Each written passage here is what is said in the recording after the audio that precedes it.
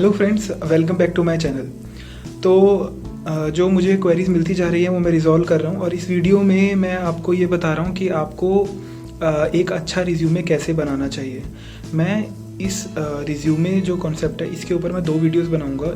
इस वीडियो में मैं आपको टिप्स दूंगा कि आपको क्या क्या जो चीज़ें हैं वो ध्यान में रखनी है एक रिज्यूमे बनाते हुए, और जो दूसरा मैं वीडियो बनाऊंगा उसमें मैं आपको पूरा एक रिज्यूमे बनाने का तरीका समझाऊंगा। एक आपको टेम्पलेट दूंगा जिसको आप डाउनलोड भी कर पाएंगे और जिसको आप यूज़ कर पाएंगे एक अपना अच्छा रिज्यूमे बनाने के लिए। तो इस वीडियो में मैं आपको टिप्स दे रहा हूँ, कुछ टिप्स दे रहा हूँ, वो आप रिज्यूमे बनाते टाइम ध्यान रखिए। वो ये चीज़ें बहुत ज़रूरी हैं रिज्यूमे के लिए। बहुत सारे रिजेक्शन सिर्फ रिज्यूमे बेस पे ही हो जाते हैं, क्योंकि वो पहला एक क्राइटेरिया होता है कि बहुत सारे रिज्यूमे में से कुछ कैंडिडेट्स को कैसे सेलेक्ट किया जाए। तो ये एक पहला ही आपका जो, अगर आप ये गलत करेंगे तो आप आगे ही नहीं बढ़ पाएंगे। ठीक है, तो चलिए मैं आपको कुछ टिप्स बता देता हूँ कि आपको क्या क्या करना चाहिए और क्या क्या नहीं करना चाहिए। ठीक है, तो पहली चीज़, आप जब भी रिज्यूमे भेजते हैं तो आप उसको PDF फॉर्मेट में भेजिए।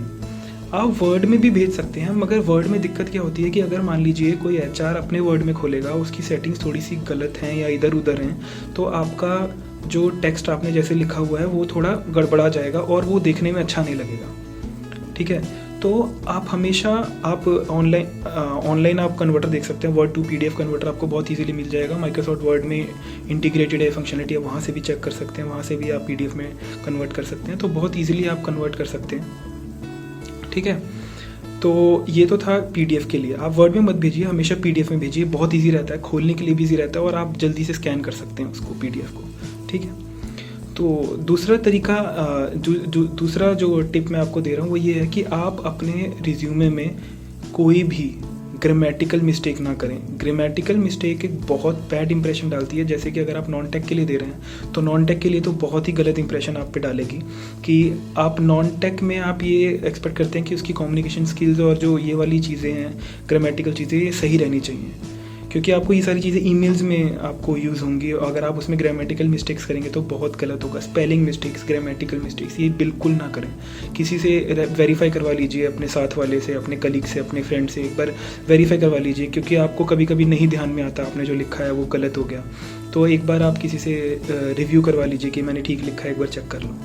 ठीक है, आप मुझे भेज सकते हैं, मैं एक बार देख लूँगा। अगर आप चाहते हैं आप मुझे मेरे ग्रुप पे या मेरे जो फेसबुक ID है उस पर आप मेरे को सेंड कर सकते हैं। ठीक है, और चलते हैं तीसरी तरफ। मैंने कुछ रिज्यूमे देखे हैं, मुझे बहुत लोगों ने रिज्यूमे भेजे हैं अब पिछले 1 महीने में, जब से मैंने वीडियो डालना शुरू किया है। तो उसमें मैंने देखा है कि उनकी जो कॉन्टैक्ट डिटेल्स हैं वो नीचे होती हैं या कहीं बीच में होती हैं। ये तो बहुत ही गलत है। आप जब भी कॉन्टैक्ट डिटेल्स अपनी दें तो उसमें आप अपनी सबसे ऊपर रखिए उनको। कॉन्टैक्ट नंबर और जो आपकी ईमेल ID है उसको आप सबसे ऊपर रखिए। आपका नाम बिल्कुल लेफ्ट में और आपका कॉन्टैक्ट नंबर जो ईमेल ID है वो राइट में। ये तो बिल्कुल ही मतलब रिज्यूमे में सबसे ऊपर होना चाहिए। जैसे अगर मैं HR हूँ और मुझे पता है कि आपको कॉल करना है, तो मैं आपको फटाफट आपके कॉन्टैक्ट नंबर आपका सबसे ऊपर देखूंगा और आपको कॉल कर लूँगा, वरना मेरे को ढूंढना पड़ेगा। HR के पास बहुत सारे रिज्यूमेज होते हैं, उनके पास बहुत कम टाइम होता है ये सब जज करने का कि कौन सी चीज़ कहाँ है। तो आप उसको ये अपॉर्चुनिटी ना देखें, वो आपको रिजेक्ट करें। ठीक है, अगर उसको फटाफट कॉल करना है 10 लोगों को कि वो इंटरेस्टेड हैं कि नहीं, तो वो कॉल करेंगे। अगर उसको कॉन्टैक्ट नंबर नहीं दिखेगा तो वो हटा देगा, क्योंकि इसके पास और बहुत है देखने के लिए। ठीक है, तो आप अपना कॉन्टैक्ट नंबर और जो ईमेल ID है वो सबसे ऊपर दें, और थोड़ा बोल्ड कर सकते हैं अगर आप चाहते हैं, उसको बोल्ड भी कर सकते हैं, उसमें कोई दिक्कत नहीं है। ठीक है, तो एक बात और, आप जब भी अपना एक्सपीरियंस लिखते हैं, अपने प्रोजेक्ट्स लिखते हैं और आप अपनी जो भी चीज़ें लिखते हैं, ये हमेशा जो लेटेस्ट वाली चीज़ें हैं उनको सबसे ऊपर रखिए। जैसे कि अगर मान लीजिए आपकी ये 2nd या 3rd जॉब है, एक्सपीरियंस्ड हैं आप, तो आपका जो लेटेस्ट जॉब है ना वो वर्क एक्सपीरियंस वाले कॉलम में सबसे ऊपर रखिए, और जो उससे पिछली जॉब थी वो और नीचे, और जो उससे पिछली थी वो और नीचे। उल्टा मत लिखिए। अभी जो मुझे रिज्यूमे मिला परसों ही, उसमें उसने उल्टा लिखा हुआ, जो पहली जॉब थी वो सबसे ऊपर, और ऐसे मत लिखिए। उसको क्या होता है वर्क एक्सपीरियंस में, उसको सबसे ऊपर लिखने से एक और फ़ायदा है कि उसको आपकी करंट कंपनी और जो करंट लोकेशन है वो पता लग जाएगी। जैसे कुछ कंपनीज दिल्ली में हैं और उनको ये पता करना है कि आप करंटली कहाँ हैं, तो आपकी वो फर्स्ट कंपनी चेक कर लेगा कि आपकी जो फर्स्ट, उसको बहुत नीचे नहीं जाना पड़ेगा ना। आप जितना जल्दी हो सके उसको इन्फॉर्मेशन दीजिए अपने रिज्यूमे से, क्योंकि आप ट्राई करिए कि उसको कम से कम टाइम में आप ज़्यादा इन्फॉर्मेशन दें। वो कैसे देंगे कि जो भी इंपॉर्टेंट चीज़ें हैं उनको ऊपर रखिए। आप उसको करंट कंपनी से ज़्यादा मतलब है आपकी, आपने जो प्रीवियस काम किया वो ठीक है, मगर उसको आपकी करंट कंपनी से ज़्यादा मतलब है कि आप कहाँ काम कर रहे हैं, कौन सी लोकेशन पे काम कर रहे हैं, आप दिल्ली में, बेंगलोर में, हैदराबाद, पुणे, कहाँ हैं, ठीक है। तो रिवर्स ऑर्डर में लिखिए, जो सबसे लेटेस्ट है वो सबसे ऊपर आना चाहिए। प्रोजेक्ट हो, एक्सपीरियंस हो, या आपकी लेटेस्ट आपकी कोई अचीवमेंट हो, जो लेटेस्ट अचीवमेंट्स हैं उनको ऊपर रखिए, ठीक है। वो ज़्यादा इंटरेस्टेड उनमें रहते हैं कि लेटेस्ट में क्या था, ठीक है। और अगली जो चीज़ मैं आपको बताना चाहता हूँ कि आप उसके अंदर कुछ भी फेक मत लिखिए। जैसे कि बहुत सारी चीज़ें हैं कि हम ट्राई करते हैं कि एक्सपीरियंस नहीं है तो हम ट्राई करते हैं कि हम अपना एक्सपीरियंस शो कर दें, जो कि बिल्कुल गलत है। अगर आप रिज्यूमेज में अगर मान लीजिए आप गलत लिख के आगे पहुंच भी गए और उनको इंटरव्यूज़ में पता लगा एक बार भी कि आपने कुछ भी फेक लिखा है, तो आप समझ लीजिए वो बिल्कुल रिजेक्शन है। अगर आप कंपनी को इंटरव्यूज़ के टाइम ही जो आपका फर्स्ट इंप्रेशन है रिज्यूमे, अगर आप उसी में ही पकड़े गए कि आपने कुछ झूठ लिखा है, तो आप कंपनी में क्या करेंगे, वो ये बोलेंगे, तो वो आपका पक्का रिजेक्शन है। आप चाहे जितने मर्जी अच्छे टेक्निकल का या नॉन टेक्निकल का है, आपने जितनी मर्जी अचीवमेंट की हुई है, अगर आप सच्चे ही नहीं हैं, ट्रूथफुल ही नहीं है, तो आपको कोई कंपनी नहीं लेगी। Never ever right anything fake in your resume. आप जो भी लिख रहे हैं, एक एक वर्ड, एक एक लाइन, उससे आपका क्वेश्चन पुट हो सकता है, और अगर आपको थोड़ा सा भी डाउट हुआ कि ये कुछ गलत है, तो आपका रिजेक्शन है। कभी ये गलती मत करना, कभी भी, ठीक है। एक बात और, मुझे कुछ रिज्यूमेज मिले हैं, उसके लास्ट में एक एम्प्टी पेज रह जाता है। वो एम्प्टी पेज मैं मानता हूँ जब आप वर्ड में एडिट कर रहे होते हैं तो अपने आप एक लास्ट में पेज एडिट कर देता है, ऐड कर देता है। तो प्लीज़ वो जो पेज है ना, वो आप रिमूव कर दिया करिए। आप या तो माइक्रोसॉफ्ट वर्ड से रिमूव कर दो, वरना जब आपने उसको PDF में बना दिया तो भी आप कट कर सकते हैं। आप जो PDF स्प्लिटर होता है उसमें जाके आप जो लास्ट पेज है उसको कट कर सकते हैं। बहुत ईजी, आप ऑनलाइन जाइए, PDF स्प्लिटर सर्च करिए, उसमें अपनी PDF अपलोड करिए, वो आपको लास्ट पेज काट के आपको दे देगा। इससे क्या होता है कि जैसे अगर मैं आपका डाउनलोड करूँगा तो उसका साइज़ भी बढ़ जाता है, प्लस उससे लगता है कि इसमें 2 पेज का रिज्यूमे बना रखा है। फर्स्ट इंप्रेशन ही जाता है क्योंकि ऊपर पेज नंबर शो हो जाते हैं, जो कि आपका एक्चुअल में 2 पेज का नहीं है। तो एक प्रोफेशनल नहीं लगता। आपको हर काम ना प्रोफेशनल करना है, क्योंकि जब आप प्रोफेशनल एक वर्ल्ड में आ चुके हैं तो वो हर चीज़ आपसे ऐसी एक्सपेक्ट करेंगे कि आप बिल्कुल परफेक्ट देंगे।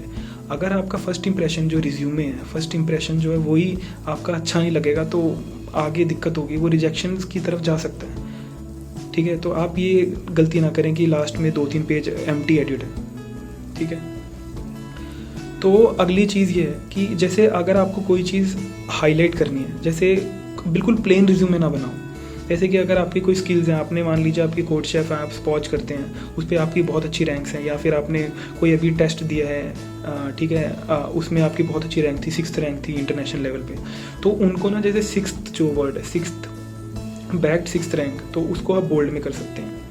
और जैसे आपकी कोई स्किल्स है, आप उसमें बहुत अच्छे हैं, जावा है, आपको एक्सपर्ट है उसमें, तो जावा स्किल्स में आप मेंशन कर सकते हैं कि आप एक्सपर्ट हैं, एक्सपर्ट को आप बोल्ड कर सकते हैं। तो उससे क्या है कि अगर मान लीजिए मुझे 10 सेकंड के अंदर आपका रिज्यूमे देखना है, तो फटाफट जो मेरी नज़रें हैं ना वो बोल्ड पे जाएंगी कि बोल्ड जो चीज़ें, अच्छा ये है, ये एडवांस्ड है जावा में, वो ठीक है, और ये इसकी ये स्किल्स हैं, अच्छा 6th रैंक है कोड शेफ पे, वो ओके, आपके सर्टिफिकेट्स ओके, आप इतना कुछ कर चुके हैं अचीव, आप उस कंपनी में परफॉर्मर थे, हाई परफॉर्मर थे अपनी प्रीवियस कंपनी में।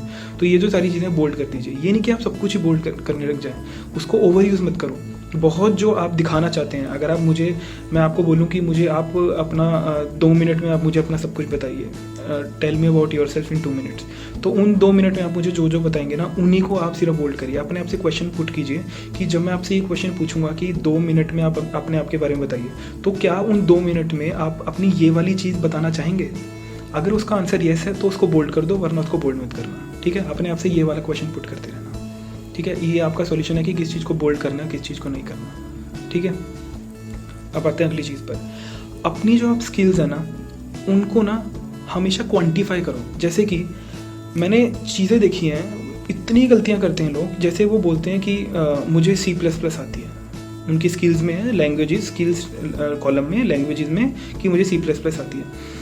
वो कभी मेंशन नहीं करते उनको कितनी C++ आती है। उनको क्वांटिफाई करो कि C++ मुझे बेसिक आती है, जावा मुझे एडवांस्ड आती है, मुझे ऑपरेटिंग सिस्टम में विंडोज़ बहुत अच्छी तरह आता है, मुझे उबंटू बहुत कम आता है। क्वांटिफाई करो, उसको बताओ कितना आपको लैंग्वेजेस, OS, आपको मान लीजिए स्प्रिंग फ्रेमवर्क आता है, स्प्रिंग फ्रेमवर्क को कितने लेवल का आता है, आप उसको कहाँ जज करते हैं। मैं ये नहीं कह रहा, सबकी डेफिनेशन अलग अलग हो सकती है कि भाई एक्सपर्ट लेवल क्या होता है, इसकी भी कोई डेफिनेशन नहीं है, मगर एटलीस्ट आप उसको ये लिख दीजिए कि आपको एडवांस लेवल की चीज़ें उसमें आती हैं, तो आप ब्रैकेट में लिख सकते हैं एडवांस्ड, तो उससे क्वांटिफाई होगा, उससे एक अलग इंप्रेशन पड़ेगा कि C++ आपको एडवांस्ड आती है, उसको C++ की वैकेंसी है तो आपको पक्का कॉल करेगा, क्योंकि आप में खुद में कॉन्फिडेंस है कि मुझे एडवांस्ड आती है, तो वो आपको एक बार ट्राई करेगा कि ठीक है इसको एक बार इंटरव्यू के लिए बुला के देखते हैं।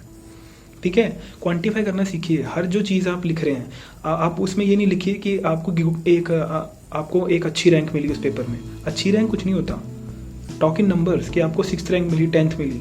आप ये भी लिख सकते हैं कि आई वॉज इन टॉप 2%, ऐसा लिख सकते हैं। ठीक है, एटलीस्ट नंबर्स में बात कीजिए, ऐसा मत लिखिए कि मैंने बहुत अच्छा स्कोर किया। बहुत अच्छा स्कोर कुछ नहीं होता, आप उसमें लिखिए कि I was in top 10% of the selected people, ऐसा कुछ।